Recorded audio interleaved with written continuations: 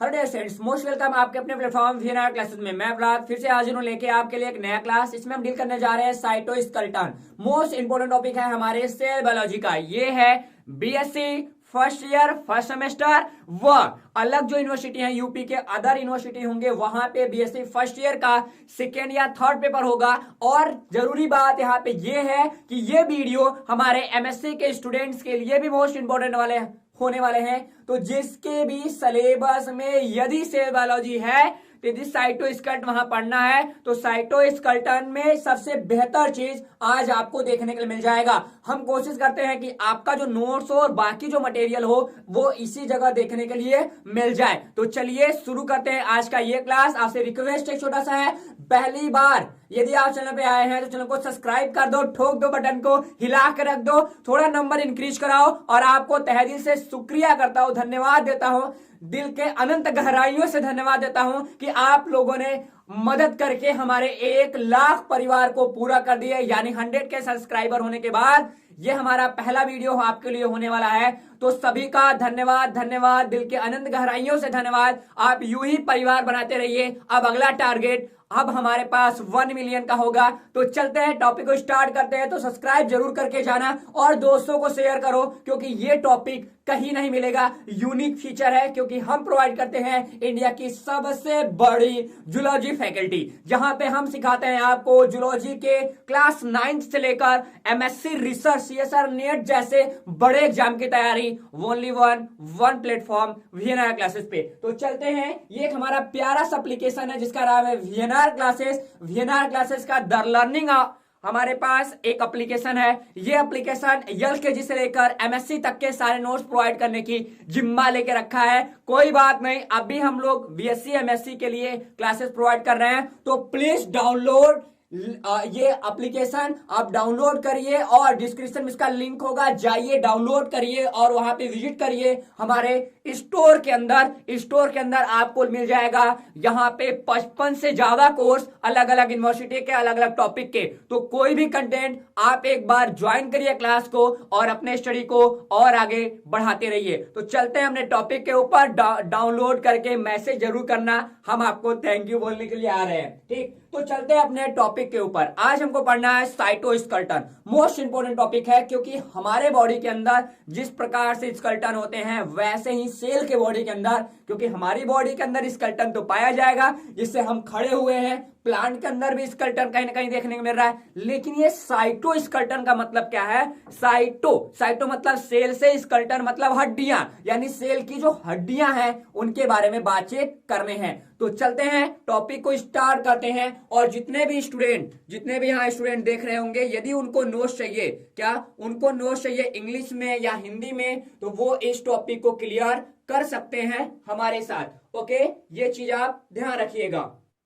तो यहां पे हम बात करते हैं सबसे पहले इंट्रोडक्शन के बारे में, यानी देखेंगे परिचय क्या होते हैं। परिचय मोस्ट इंपोर्टेंट टॉपिक होता है किसी चीज को समझने के लिए। तो सबसे बड़ी बात यहाँ पे क्या है? परिचय की है। तो कोई बात नहीं, हम परिचय भी देखेंगे और अच्छे तरीके से देखेंगे। तो चलते हैं, रउआ लोगन के हम आगे बढ़ाओ बानी। और यहाँ पे हम लेके आ गए आपके लिए साइटोस्केलेटन का पहले परिचय यानी इंट्रोडक्शन में क्या डील करना है? इंट्रोडक्शन में यही देखना है कि जो कोशिकाओं के जो साइटोस्केलेटन होते हैं वो 1 टाइप के फाइबर होते हैं। क्या होते हैं? फाइबर, यानी रेसे होते हैं। क्या होते हैं? रेसे होते हैं। तो यहां पे बोल क्या रहा है कि ये फाइबर होते हैं और ये हेल्प करते हैं किसके लिए? मेंटेन करते हैं क्या? सेल का शेप मेंटेन करते हैं, यानी जो सेल की आकृति होती है, आकार होती है, उसको वो मेंटेनेंस करने का काम करते हैं। यानी आपको एक लाइन पूछा जाए कि भाई बताओ साइटोस्केलेटन क्या है, तो बता देना कि साइटोस्केलेटन फाइबर का बना हुआ एक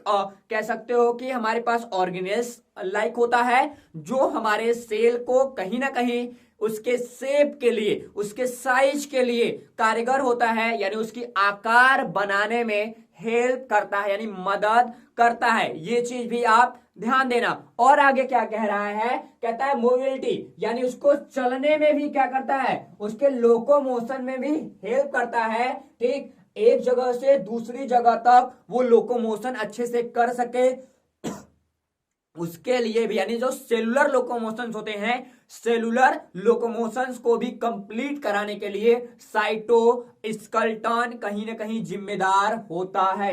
ये चीज आप ध्यान दीजिएगा। अब यदि बात करें सेलुलर स्ट्रक्चर्स फॉर्म की बात कर रहा हूं मैं कि सेलुलर स्ट्रक्चर्स में ये लोकोमोशन को कार्य करता है, लोकोमोशन की तरह काम करता है। लेकिन हम लोग थोड़ा सा आगे बढ़े, थोड़ा सा आगे ये बढ़े तो यहाँ पे क्या देखते हैं, यहाँ पे देखते हैं कि सामूहिक रूप से, ध्यान देना, ये जो फाइबर होते हैं क्या होते हैं, ये जो फाइबर्स, ढेर सारे जो फाइबर्स होते हैं, जब ये सामूहिक रूप में मिल जाते हैं, इनका कोई ग्रुप बन जाता है, तब इन्हें हम लोग क्या बोलते हैं, साइटोस्केलेटन बोलते हैं। तो ये चीज आपके माइंड में हमेशा होना चाहिए कि हमारे साइटोप्लाज्म में यानी साइटोसेल के साइटोप्लाज्म में पाए जाने वाले जो फाइबर्स होते हैं, जो हमारे पूरे सेल की आकार व आकृति बनाने में काम करते हैं, मदद करते हैं, ठीक, और हमारे जो सेल होते हैं सेलुलर लोकोमोशंस में भी काम करते हैं।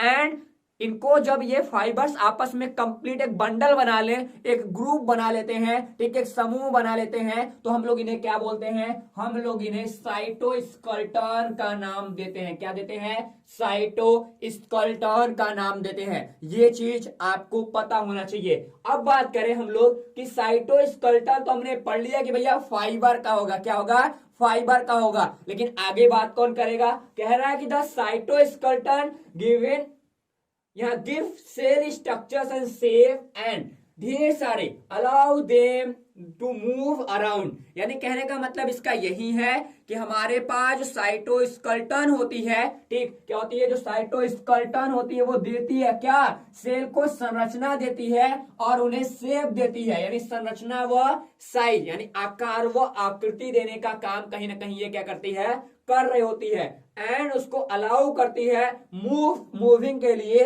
यानी चलने फिरने के लिए, गतिशील होने के लिए अलाउ करती है। कहां पे, अराउंड, यानी चारों तरफ वो ठीक तरीके से लोकोमोशन कर सके, वो ठीक तरीके से घूम सके, इसके लिए साइटोस्केलेटन अलाउ करती है किसको, हमारे सेल को, ठीक। अब देखो यहां पे कहता है इट्स आल्सो इंपॉर्टेंट फॉर, यहाँ पे इंट्रासेलुलर ट्रांसपोर्ट, यानी इंट्रासेलुलर ट्रांसपोर्ट का मतलब होता है कि यह इंट्रासेलुलर ट्रांसपोर्ट यानी एक सेल से, कैसे बेटा देखो, एक सेल, ये एक सेल ए है, ठीक, और इधर कोई हमारा सेल बी है, ठीक, इधर से कोई मटेरियल यानी इधर से मटेरियल इधर की ओर यदि आ रहा है तो यहाँ पे इनको बोलते हैं इंट्रासेलुलर ट्रांसपोर्ट। क्या, एक सेल से दूसरे सेल में जो ट्रांसपोर्टिंग होती है उनमें भी कहीं ना कहीं ये क्या करता है, हेल्प कर रहा होता है। कौन, साइटोस्केलेटन की बात कर रहा हूं, ठीक। आगे बोल रहा है at last there general classes of such fibres, क्या, फाइबर्स हैव बीन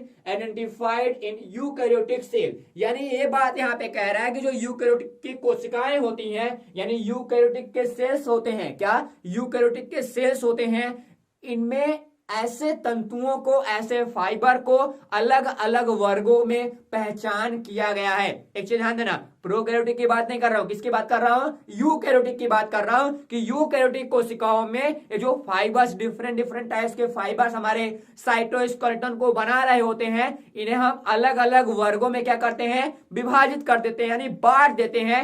इनमें से प्रत्येक तंतु यानी प्रत्येक जो फाइबर्स होता है वन टाइप बहुलक होता है। क्या होता है बेटा, बहुलक होता है, यानी वो पॉलीमर होता है। मोस्ट इंपोर्टेंट चीज है क्या, वो सारे के सारे कैसे होते हैं, पॉलीमर होते हैं। क्या होते हैं, पॉलीमर होते हैं। जैसे यहां बोल रहा है ना, इच ऑफ दोज फिलामेंट्स, यानी जितने भी फिलामेंट्स होते हैं, इज ए पॉलीमर। पॉलीमर का होता है बहुलक, क्या होना, बहुलक होना, यानी चेन में लगे होंगे। इनका मॉलिक्यूलर वेट बहुत ही लंबा होता है, लाखों में इनका मॉलिक्यूलर वेट देखने के लिए मिल जाएगा।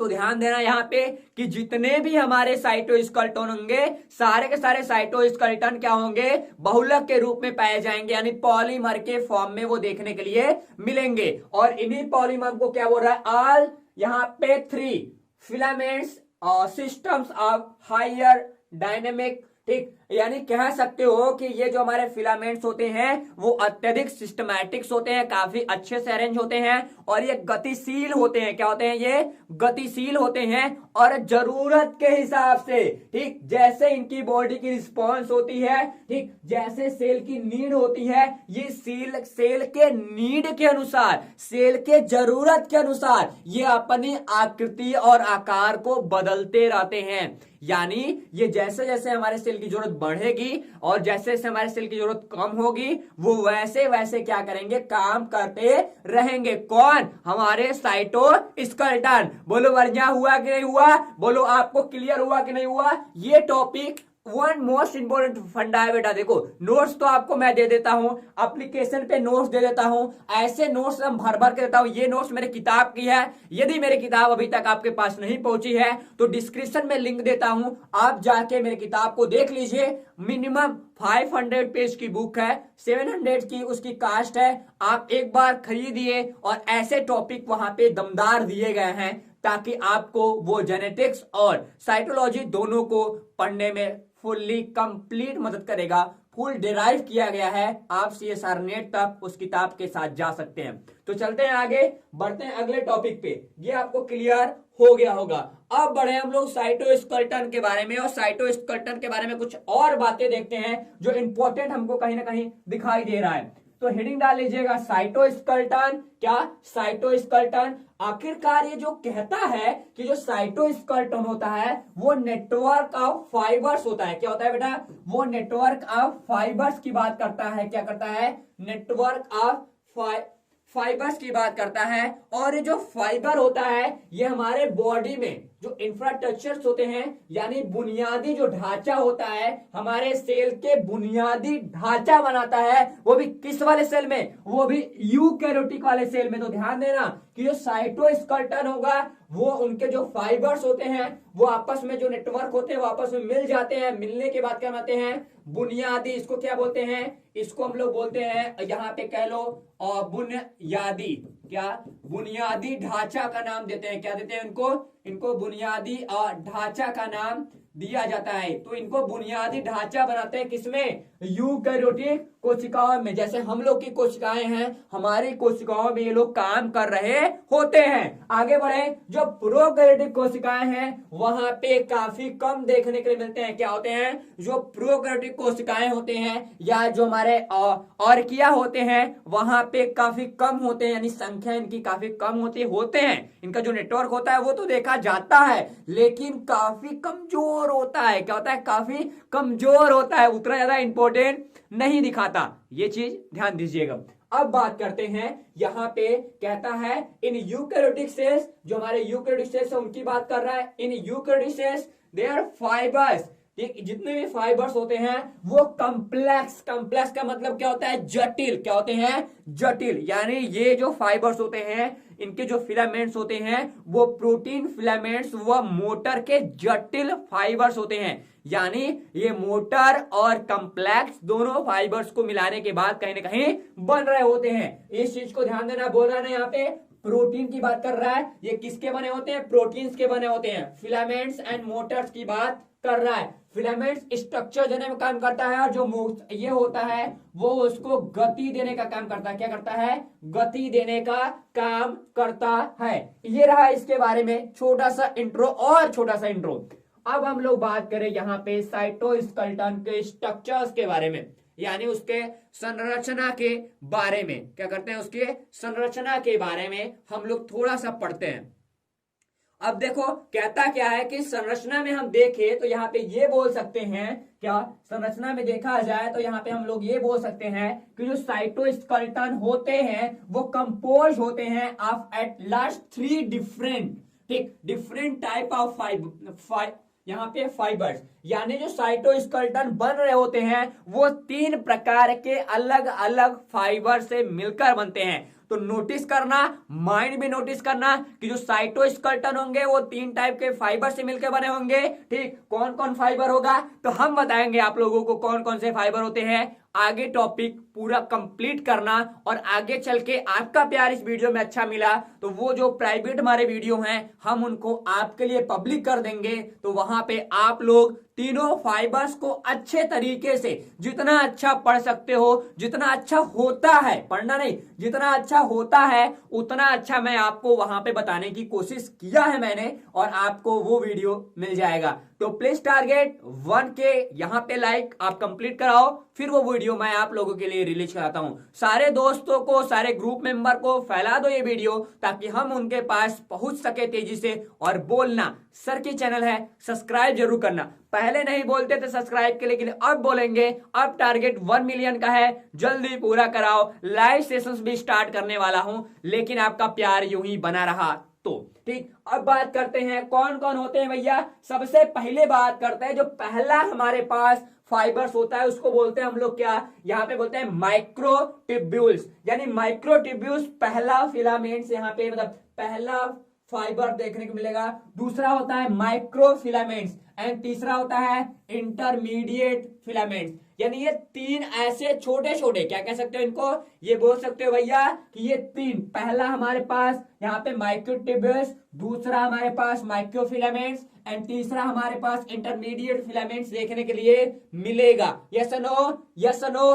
क्लियर हुआ। टॉपिक लिख लेना यहां से। आगे बढ़ते हैं। जो फाइबर्स होते हैं क्या होते हैं, ये जो फाइबर्स होते हैं, सबसे बड़ी बात है कि ये जो इतने भी फाइबर्स हैं, इनको हम इनके साइज के आधार पे, इनके आकार के आधार पे अलग अलग करते हैं। क्या करते हैं, इनके साइज के आधार पे, इनकी आकार व आकृति के आधार पर अलग अलग करते हैं। ये चीज ध्यान देना। और इसमें सबसे बड़ी बात यहाँ पे कह रहा है कि जो माइक्रोट्यूब्यूल्स होते हैं, क्या होते हैं, माइक्रोट्यूब्यूल्स होते हैं, वो सबसे ज्यादा मोटे होते हैं। क्या होते हैं, सबसे ज्यादा मोटे कौन होते हैं, माइक्रोट्यूब्यूल सबसे मोटा होता है। वही बात कर रहा है माइक्रोफिलामेंट जो होता है, क्या होता है, माइक्रोफिलामेंट्स होता है, वो सबसे कम थिकनेस का होता है। क्या होता है, सबसे कम थिकनेस का देखने के लिए मिल जाता है। और ध्यान देना, इनमें प्रोटीन देखने के लिए मिलेगा, that aid in cell moments and stabilise the cell. यानी ये क्या क्या करेगा, प्रोटीन पाया जाएगा और ये क्या करेगा, सेल के मूवमेंट करेगा। कोशिका गति इसको बोलते हैं, क्या बोलते हैं इसको हम लोग बोलते हैं कोशिका गति। यानी कोशिका की जो गति होगी वहां के लिए भी काम करेगा और उसको स्थिर बनाए रखेगा। क्या करेगा, स्थिर बनाए रखेगा। भैया तुम पड़े रहो, तुम सेटल हो जाओ, अच्छे सेटल रहो, कोई इधर उधर हिलेगा नहीं। तो ध्यान दिया, पॉइंट्स को क्लियर किया। मल्टीपल चॉइस आएगा यहां से। क्या पूछेगा कि भैया बताओ कि कोशिकाओं को स्टेब्लिश करने का कौन काम करता है, तो प्रोटीन के फाइबर्स करते हैं, जिसको हम लोग साइटोस्केलेटन बोलते हैं। वही दूसरा क्वेश्चन आ सकता है कि बताओ मेरे पास माइक्रोट्यूब्यूल्स है, या सबसे बड़ी या सबसे मोटी फाइबर्स कौन होते हैं, तो माइक्रोट्यूब्यूल्स होते हैं। सबसे पतले कौन होते हैं, यहां से माइक्रोफिलामेंट्स होते हैं। बोलो यस नो, आया कि नहीं आया। चल बेटा आगे चलते हैं, अगले टॉपिक को डील करते हैं। अगले टॉपिक में ये रहा हमारा फिगर के लिए आप जाइए हमारे और टेलीग्राम चैनल को और वहां पे सब्सक्राइब कर लीजिए। यानी टेलीग्राम चैनल को सब्सक्राइब कर लीजिए। ये नोट्स मैं वहां पे पिक्चर्स को देख लीजिएगा। मैं वहां पे वैसे ये पिक्चर आप लोगों के लिए लगा रखा हूं। चलो भैया कोई बात नहीं, आपको बता भी देता हूं कि क्या है। देखो ये हमारे पास एक स्ट्रक्चर दिखाई दे रहा है, सेल का एक स्ट्रक्चर दिखाई दे रहा है। देखो कैमरा ना होने की वजह से ऐसे ही कलर दिखता है, थोड़ा सपोर्ट करो। कैमरा आ जाएगा तो अच्छे से हम दिखाएंगे आप लोगों को, ठीक। अभी देखो ये पूरा जो ये वाला कलर दिखाई दे रहा है, ये जो खाली खाली स्थान दिखाई दे रहा है, ये हमारा है साइटोप्लाज्म। क्या है, साइटोप्लाज्म। और जो पतले पतले रेसे दिखाई दे रहे हैं, पतली जो रेसे हैं उसको बोलते हैं माइक्रोफिलामेंट्स। क्या बोलते हैं, माइक्रोफिलामेंट्स। ये पतले जो रेसे हैं उनको बोलते हैं माइक्रोफिलामेंट्स।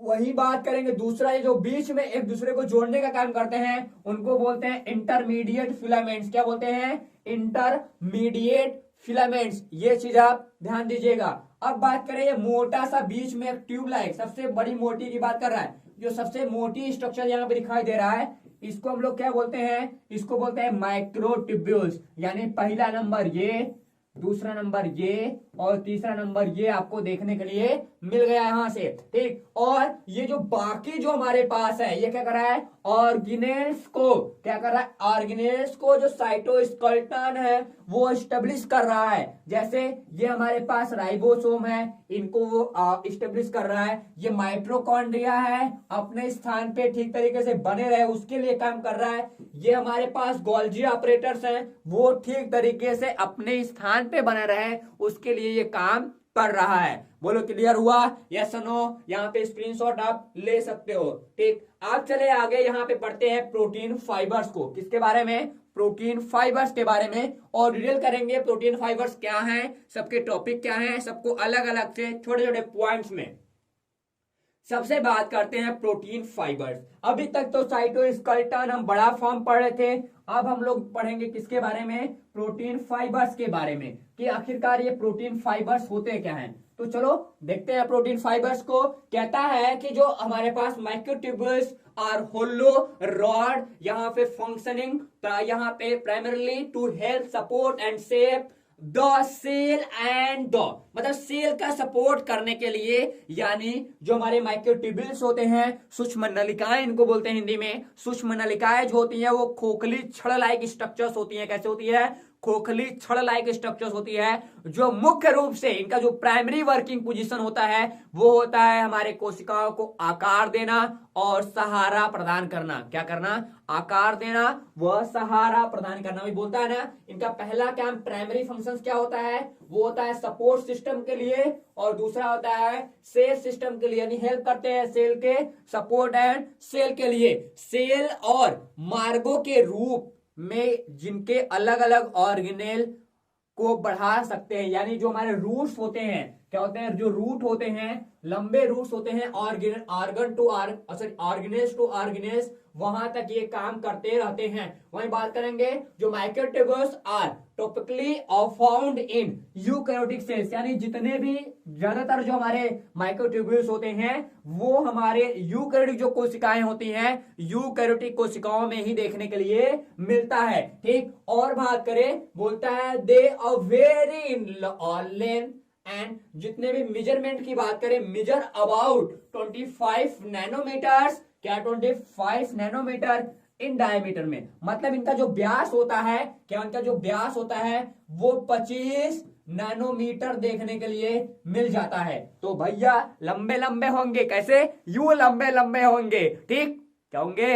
यूं लंबे लंबे होंगे, लेकिन इनका जो कह सकते हो व्यास है, थिकनेस है, वो काफी क्या है? कम पाया जाता है। भैया सेल तो दिखाई नहीं दे रहा है, क्या? सेल तो दिखाई नहीं दे रहा है। सेल के अंदर हमारा सेल ऑर्गेनेल्स है, और सेल ऑर्गेनेल्स के अंदर से दूसरा क्या पड़ा हुआ है?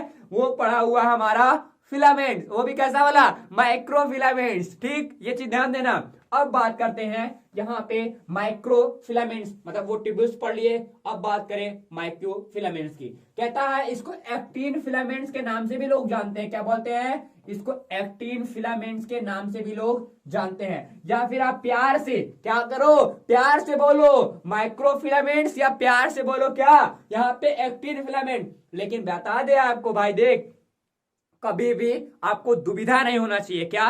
दुविधा नहीं होना चाहिए कि किसके बारे में कौन बोल रहा है। ठीक, ऐसा नहीं कि माइक्रोफिलामेंट्स पढ़ के गए, अब पेपर की कॉपी मिला और आराम से लिखना स्टार्ट कर दिए, अब वहां पे आ गया अगला टॉपिक। क्या आया? अगला टॉपिक आ गया एक्टिन फिलामेंट्स।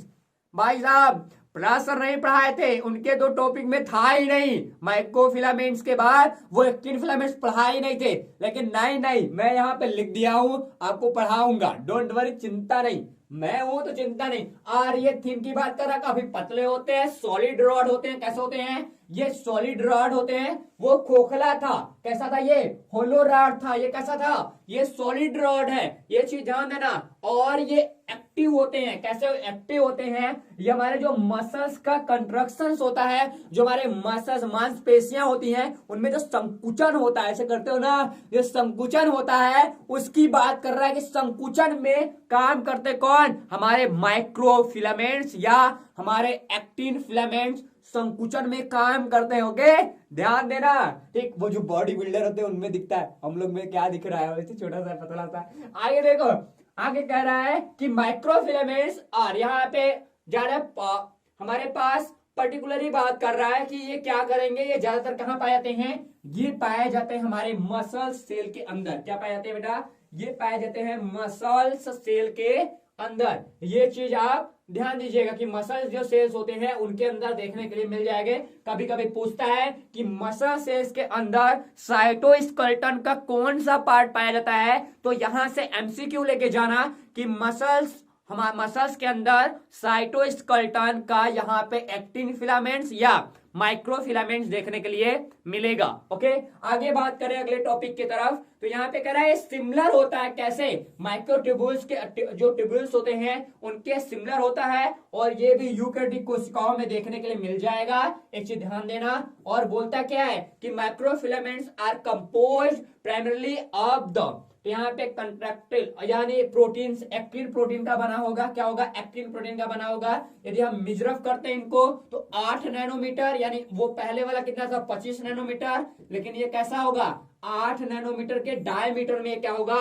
बना होगा। क्या करा होगा? बना होगा। और ये भी ऑर्गेनेल्स के मूवमेंट में काम करता है। क्या करता है? ऑर्गेनेल्स के मूवमेंट में काम करता है। जोर से बोल रहा हूं, ध्यान देना, टॉपिक अच्छा वाला है, छूट जाएगा तो नुकसान करके जाएगा। एकदम फुल ड्राइव करके पढ़ाऊंगा, एक एक लाइन बताऊंगा, बस आप हर समय अपने टॉपिक को ध्यान समझना। कॉपी नोट्स पहली बार सोचो क्या बोल रहा हूं, ठीक। उसके बाद आपको इंग्लिश में नोट करना है कि हिंदी में नोट्स करना है, वो आप जैसे मन करे वैसे मेरे साथ नोट्स बना सकते हैं। और चलो भैया, ये हो गया पहला, ये हो गया दूसरा, और हम अब लोग पढ़ेंगे किसके बारे में? तीसरा के बारे में। कहता है इंटरमीडिएट फिलामेंट्स, और बोलता है क्या भैया? जो इंटरमीडिएट फिलामेंट्स होते हैं ये हमारे सेल के अंदर पाए जाते हैं, और ये प्रोवाइड करते हैं क्या?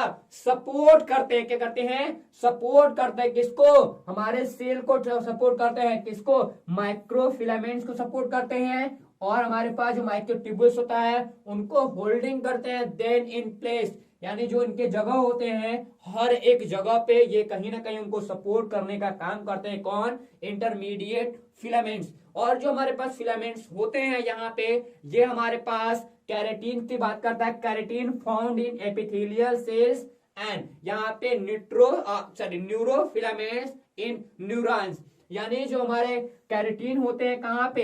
एपिथेलियल सेल्स के अंदर, और जो न्यूरोफिलामेंट्स होते हैं कहाँ पे? न्यूरॉन्स के अंदर। तो ध्यान देना, ये पहला एमसीक्यू यहां से बन सकता है कि न्यूरॉन के अंदर पाए जाने वाले फिलामेंट्स को क्या बोलते हैं? न्यूरोफिलामेंट्स बोलते हैं। और एपिथेलियल सेल्स के अंदर पाए जाने वाले फिलामेंट्स को क्या बोलते हैं? यहाँ पे कैरेटिन्स बोलते हैं। तो ये चीज याद रहे, द मेजर, इनको मेजरमेंट करें तो कितना आएगा? यहाँ पे आएगा 10, कितना, सॉरी ये ठीक, ये आ जाएगा हमारे पास 10 नैनोमीटर, यानी सबसे मोटा ऊपर वाला, फिर नीचे वाला, बीच वाला पतला हो गया, दब के पतला हो गया डायमीटर में। ओके, क्लियर हुआ बेटा सभी को? यस और नो? चलो आगे, ठीक, हमने पढ़ लिया। अब हम लोग मोटर प्रोटीन्स को पढ़े। क्या पढ़े? हमने फाइबर्स पढ़ा, अब हम बात करते हैं मोटर प्रोटीन जो लगातार इनके अंदर काम कर रहे होते हैं, ठीक। तो यहां से हम इस पॉइंट्स को देखें कि मोटर प्रोटीन्स क्या कहता है, ये बोलता क्या है, इनके बारे में क्या बातें हैं, इनको बड़ा ध्यान समझना चाहिए, ठीक। क्या इनके बारे में क्या पढ़ना चाहिए और क्या ध्यान चाहिए, इसके बारे में बातचीत होने चाहिए हमको। देखो भैया, ये स्क्रीनशॉट कर लो, ये जरूरत तो आपको है नहीं, वैसे मैं बताऊंगा क्यों, क्योंकि ये आपके सिलेबस में नहीं है। मैंने ये CSR नेट के लिए लगाया था, बट टॉपिक में है, इसलिए मैं इसको स्क्रीनशॉट करने के लिए बोल रहा हूं। आप इसको स्क्रीनशॉट कर लीजिए, क्या करिए? स्क्रीनशॉट कर लीजिए। मैं इसको पढ़ा भी सकता हूं, टाइम जाएगा, कोई इंपॉर्टेंट नहीं है। आपको मन करेगा तो आप बना लीजिएगा, नहीं तो आप इसको छोड़ दीजिएगा।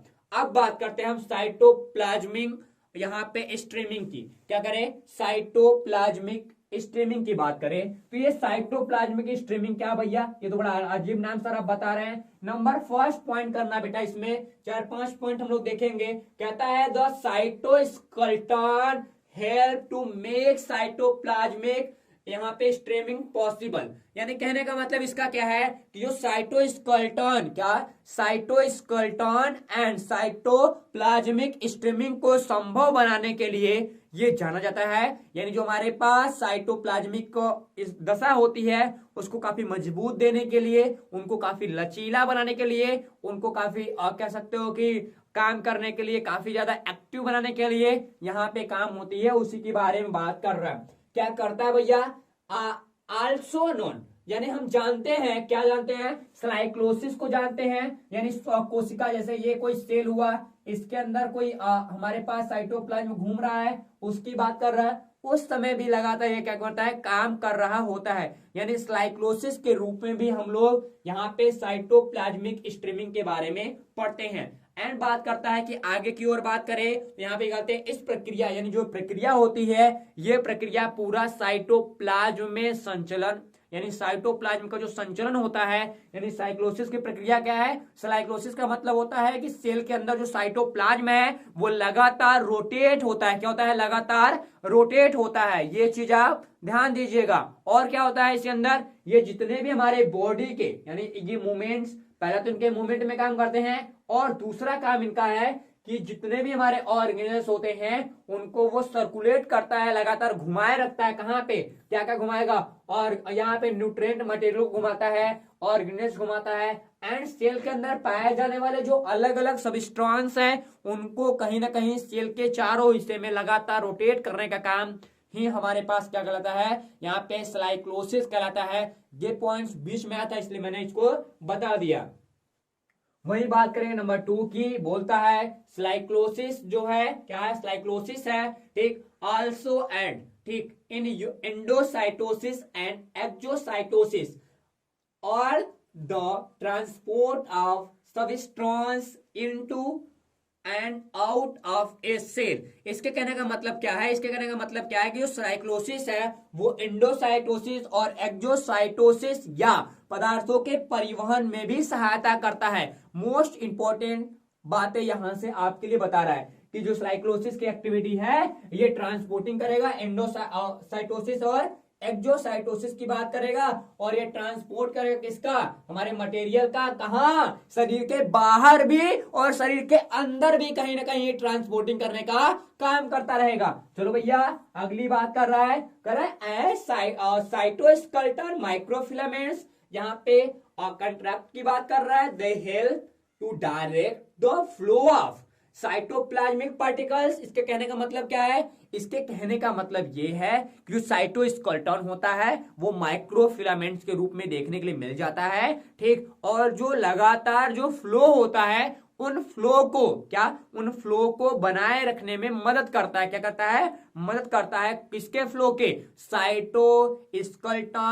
साइटोप्लाज्मिक जो पार्टिकल्स होते हैं उनके फ्लो को बनाए रखता है और हमारे ऑर्गेनल से पूरा मटेरियल को जोड़े रखता है और ऑर्गेनल्स उसी तरफ खींचे जाता है जिधर हमारा साइटोस्केलेटन खींच के जाता है और जो मटेरियल होते हैं उनका परिवहन उसी जगह उसी तरफ होता है जिधर साइक्लोसिस की एक्टिविटी मूव करती है। ये चीज आप ध्यान दीजिएगा ठीक। अब बात करें नंबर 4 की, कहता है साइटोप्लाज्मिक स्ट्रीमिंग ठीक। क्या कि जो साइटोप्लाज्मिक स्ट्रीमिंग होती है वो क्या कर रही होती है? जो साइटोप्लाज्मिक स्ट्रीमिंग होती है वो प्रोकैरियोटिक और यूकैरियोटिक कोशिकाओं दोनों में देखने के लिए मिल जाता है। क्या? साइटोप्लाज्मिक जो पूरा काम है यानी तरीका है, यानी साइटोप्लाज्मिक स्ट्रीमिंग का मतलब है ये दोनों टाइप के कोशिकाओं में देखने को मिलेगा, यूकैरियोटिक एंड प्रोकैरियोटिक। ध्यान देना मल्टीपल चॉइस यहां से आएगा तो याद रख लेना कि साइटोप्लाज्मिक जो स्ट्रीमिंग है वो दोनों पाती है अकर्स इन बोथ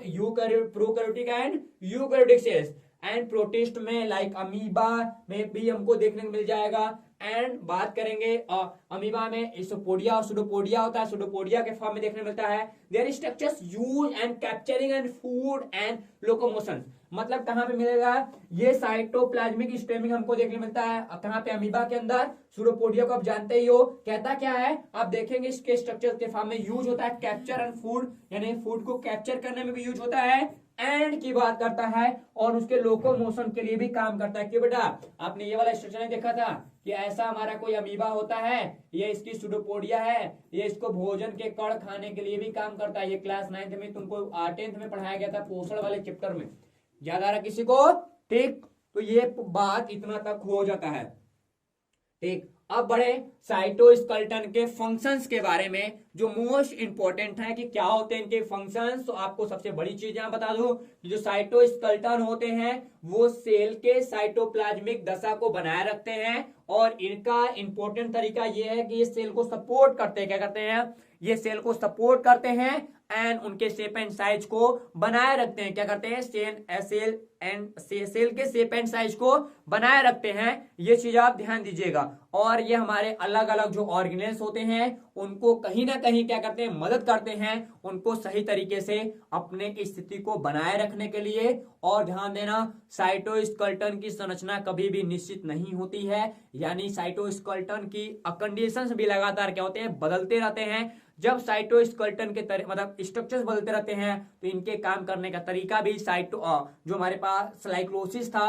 उसके अंतर्गत आ जाता है। और ये हमारे शरीर के अंदर जो इंट्रा की बात करते हैं, इंट्रा सेलुलर जो एक्टिविटी होता है उनको भी वो काम करते हैं। इंट्रा सेलुलर जो ट्रांसपोर्टिंग होता है लगातार, वो उनके लिए भी क्या करते हैं, काम करते हैं। और हमारे सेल के अंदर जो माइटोसिस एंड मियोसिस डिवीजन होता है, यानी सेल डिवीजन के दौरान भी ये लगातार सपोर्ट करते हैं स्पंडल फाइबर के फॉर्म में। कैसे? स्पंडल फाइबर के फॉर्म में। तो ये तो आप तो पढ़ ही लिए हो, आप इसको स्क्रीनशॉट कर लो, बाकी पढ़ लेना। बाकी चीजें मैंने 2-3 बता दिया जो आपके लिए इंपॉर्टेंट थी।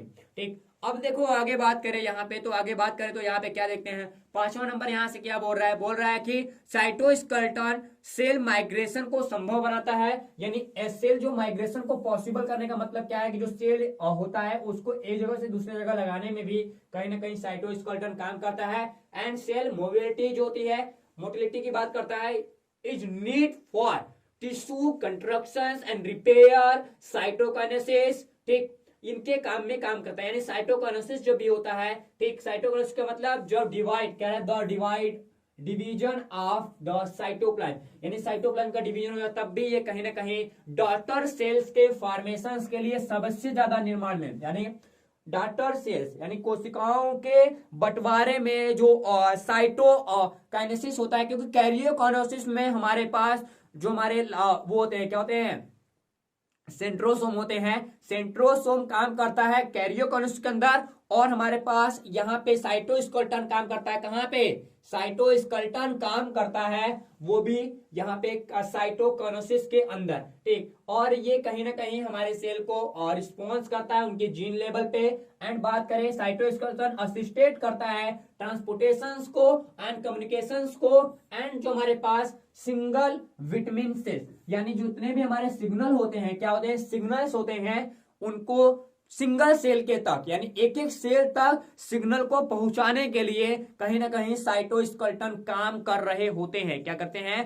काम कर रहे होते हैं। इनके बारे में बात करें तो आप लोग सिलिया एंड फ्लैजिला को जानते होंगे। ठीक, तो ये रहा आपके लिए आज का 1 घंटे मतलब 40-35 मिनट का दमदार क्लास। और हमने कोशिश किया कि आपको साइटोस्केलेटन पढ़ने के बाद कहीं जरूरत ना हो। इसके बाकी के 3 वीडियो आपको मिल जाएंगे हमारे एप्लीकेशन में, तो प्लीज चेक, और हमारे डिस्क्रिप्शन वहां पे मिल जाएगा आपको हमारे एप्लीकेशन का लिंक। जाइए फटाक से डाउनलोड कीजिए हमारा ऑफिशियल एंड्रॉयड प्लेटफॉर्म और आप सीखिए वहां पे कुछ बेहतर। मिलते हैं अगले क्लास में, तब तक के लिए आपसे विदा लेते हैं। आपका अपना प्रहलाद सिंह। जय हिंद।